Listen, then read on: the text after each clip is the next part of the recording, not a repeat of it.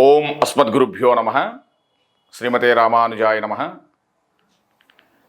శాంతాకారం భుజగశయనం పద్మనాభం సురేశం విశ్వాకారం గగనసదృశం మేఘవర్ణం శుభాంగం లక్ష్మీకాంతం కమలనయనం యోగిరుధ్యానగమ్యం వందే విష్ణుం భవభయహరం సర్వలోకైకనాథం. కాశ్యపాన్వయ సంఖ్యాతం నారాయణపదాశ్రితం శ్రీమన్నారాయణం వందే ఇతీశ్వరశ్రియాజుషం. ప్రియ భగవద్బంధువులందరికీ ఆచార్య మంగళాశాసనములతో మనకి జ్యేష్ఠమాసం ఆఖరి సమయం, అలాగే ఆషాఢమాసం ప్రారంభ సమయం. ఈ యొక్క ఆషాఢమాసం ప్రారంభంలో చాలామంది కొన్ని దీక్షలుగా చేస్తూ ఉన్నారు.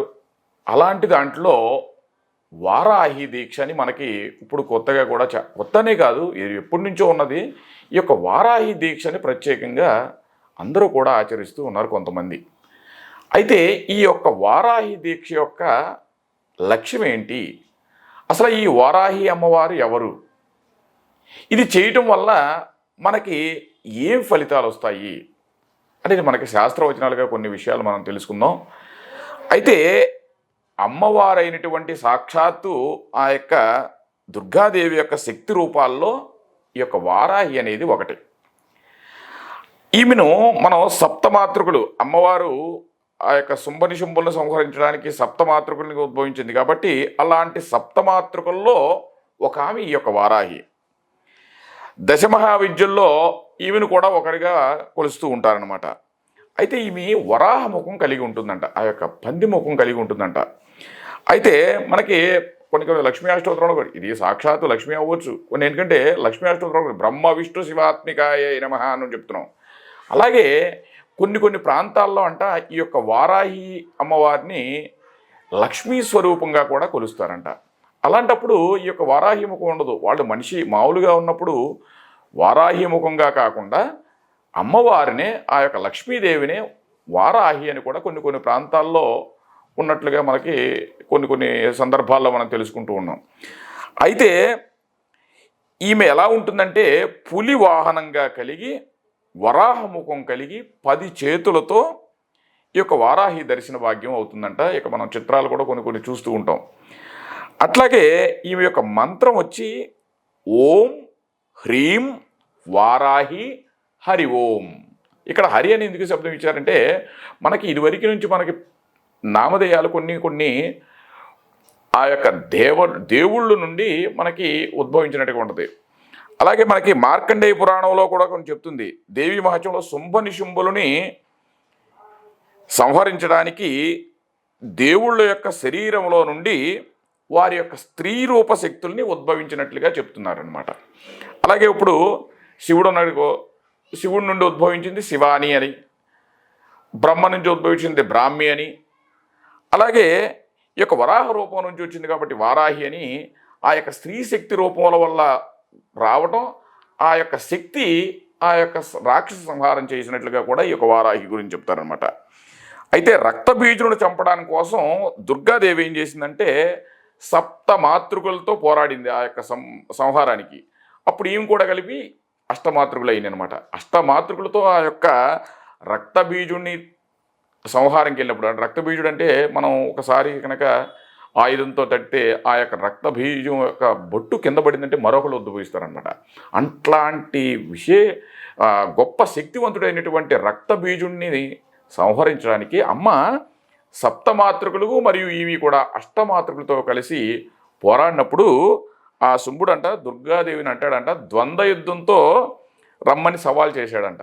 అప్పుడు ఏం చేసిందంటే సప్తమాతృకులందరినీ కూడా తనలోనే ఆ యొక్క అమ్మవారు ఇముడ్చుకుని అప్పుడు రాక్షసుని సంహరించిందంట ఆ యొక్క రక్తబీజుడిని. అయితే వామన పురాణం కూడా ఏం చెప్తుంటే ఈ యొక్క సప్తమాతృకులు అమ్మవారి అయినటువంటి రూపమైనటువంటి చండిక నుండి ఉద్భవించాయి. అంటే ఆ యొక్క చండిక అనే అమ్మవారి యొక్క వీపు భాగం నుండి ఈ యొక్క వారాహి ఉద్భవించింది. అలాగే మార్కండేయ పురాణం కూడా ఏం చెప్తుందంటే సకలమైనటువంటి వరాలన్నీ కూడా ఇచ్చే దేవత ఈ యొక్క వారాహి. వివిధ దిక్కులను మాతృగా పెరుగుస్తారు. అంటే ఈమె కాచేది ఉత్తర దిక్కు కాబట్టి అన్ని దిక్కుల్లో కూడా ఈ యొక్క వారాహి ఉంటుందన్నమాట. అన్ని దిక్కుల్లో కూడా ఆ యొక్క వారాహి యొక్క ప్రతిరూపాలు సప్తమాతృకులుగా పెట్టారు అనమాట పెద్దలప్పుడు.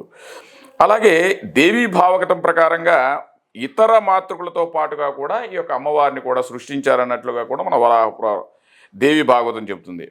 అయితే వరాహపురంలో ఏం చెప్తుందంటే మరొక మాతృక నుండి ఉద్భవిస్తుందని, అంటే ఒక మాతృక నుండి మరొక మాతృక ఉద్భవించినట్లుగా ఎక్కువ వారాహి చెప్తుంది అనమాట. అయితే మనకి లలితాపాఖ్యానంలో కూడా తెలియదు. విశుక్ర ప్రాణహరణ వారాహి వీర్యనందిత కామేశ్వర ముఖాలోక కల్పిత శ్రీ గణేశ్వర అని ఈ వారాహి లలితా శాస్త్రం కూడా లలితోపాఖ్యానంలో ఉంది. అయితే మనం ఈ వారాహి దీక్షని ఎప్పుడు చేస్తాం అనుకున్నాం కదా, ఇది జ్యేష్ఠమాసం ఆఖరిలో మరియు ఆషాఢ మాసం ప్రారంభంలో ఈ యొక్క వారాహి దీక్షను చేస్తున్నారు. అయితే ఇప్పుడు మనకి ఎలాగో జ్యేష్ఠమాసం వచ్చేసింది కాబట్టి ఇక ఆషాఢ మాసంలో ప్రారంభంలో కూడా ఈ యొక్క వారాహి దీక్ష చేయొచ్చు.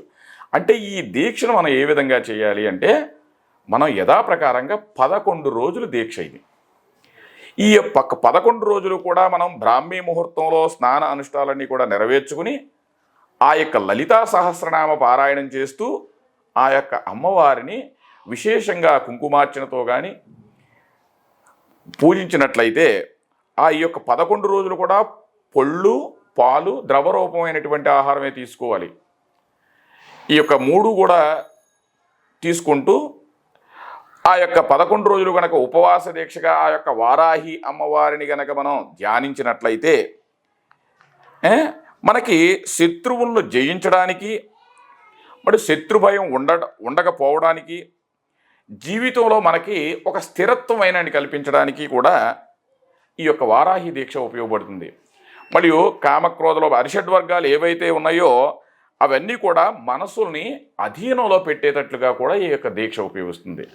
అలాగే ఇప్పుడు మన ఆంధ్రప్రదేశ్ ఉప ముఖ్యమంత్రి వర్యులు పవన్ కళ్యాణ్ గారు కూడా ఒక వారాహి దీక్షతో ఈ యొక్క సంకల్పంగా కూడా చేశారు. ఎందుకంటే ఈ యొక్క వారి యొక్క ఉద్దేశం ఏంటంటే శత్రువులని జయించడానికి ఉపయోగించినట్లుగా ఈ యొక్క దీక్ష. అలాగే అమ్మవారు ఆ రోజున దుర్గాదేవి కూడా ఇలా చేసింది కాబట్టి శత్రువులను రాక్షస సంహారాన్ని సంహరించి ఆ యొక్క స్థిరత్వాన్ని కలిగించింది కాబట్టి ఈ యొక్క దీక్షకి మనకు అనుకున్న ఇప్పుడు వారే కాదు అందరూ కూడా మనం చేయాల్సింది ఏంటంటే మనలో ఉన్నటువంటి శత్రువుల్ని మనకి ఏదైతే ఒక ద్వేషపూరితమైనటువంటి ఉన్నటువంటి వారు కావచ్చు, మనకు ఆపద తలపెట్టేవారు అవ్వచ్చు, మనకు ఉన్నటువంటి అభీష్టాలు మన యొక్క కోరినటువంటి కోరికలు నెరవేర్చడానికి గురించి మనకు ఏదన్నా ఒక కార్యక్రమం ఏదన్నా ఒక మనం లక్ష్యానికి చేరుకోవాలన్నప్పుడు ఆదాయపరంగా కావచ్చు, వేరే ఆరోగ్యపరంగా కావచ్చు,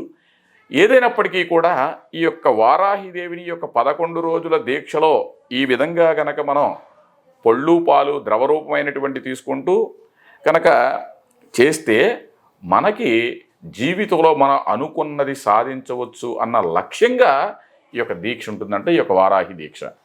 అలాగే ఈ యొక్క వారాహి దీక్షతోనే మన యొక్క అమ్మ యొక్క అనుగ్రహం ప్రతి ఒక్కరికి కూడా ఉండాలన్నట్లుగా పెద్దలు చెప్పినటువంటి శాస్త్రవచనాలకు అనుగుణంగా మనం ఆషాఢ మాసం ప్రారంభంలో ఈ యొక్క వారాహి దీక్షని ఈరోజు ఇప్పుడు కొత్తగా ప్రతిసారి కూడా లేనట్లుగా ఈసారి విజయవాడ ఇంద్రకీలాద్రి ఆ యొక్క కనకదుర్గాదేవి దేశంలో మొదటిసారిగా ఆషాఢ మాసం ప్రారంభంలో వారాహి ఉత్సవాలు కూడా చేయాలన్నట్లుగా సూచనప్రాయంగా తెలిసింది.